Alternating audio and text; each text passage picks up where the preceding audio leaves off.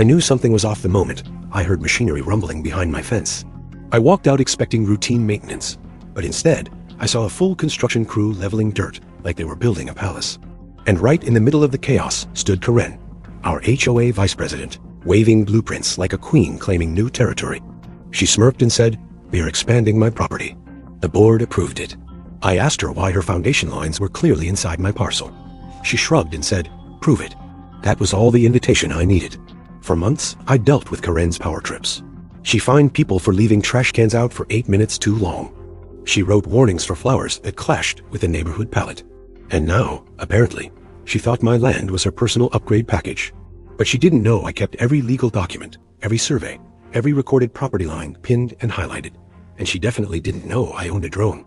The incident hit 2 days later. I woke up to find a concrete crew pouring the first part of a mansion-grade foundation on my land. They had bulldozed my rose beds. They excavated 3 feet into my yard. They even moved my boundary stakes like no one would notice. Karen left me a message saying, "It's happening. Deal with it." Oh, I planned to. My reaction was cold and methodical. I photographed everything. I flew my drone over the entire site, capturing footage of the illegal encroachment. I pulled out both my original deed and a recent certified land survey. I printed everything and labeled it like a detective prepping for trial. I knew exactly what I was about to do. What I planned next was precise. I called my real estate lawyer and showed him every piece of evidence. He laughed, not because it was funny, but because Karen had just committed one of the dumbest legal moves possible. We prepared a trespass complaint, a demand for immediate cessation, and a claim for damages. Then we brought in the county inspector to verify the violation. The inspector's eyes widened the moment he saw the footage. Execution hit on a bright Monday morning. My lawyer and I walked up to the construction site, just as Karen was bragging to neighbors. The inspector stepped out of his truck and announced a full stop work order. Karen's face collapsed.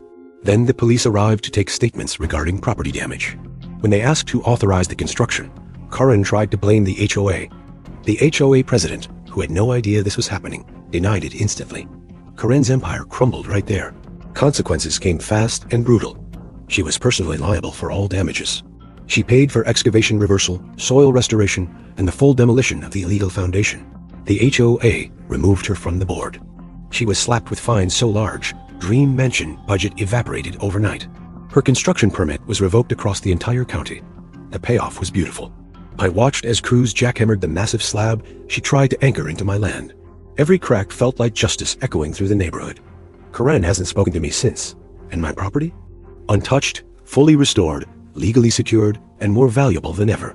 If you love HOA justice stories, like the video and subscribe.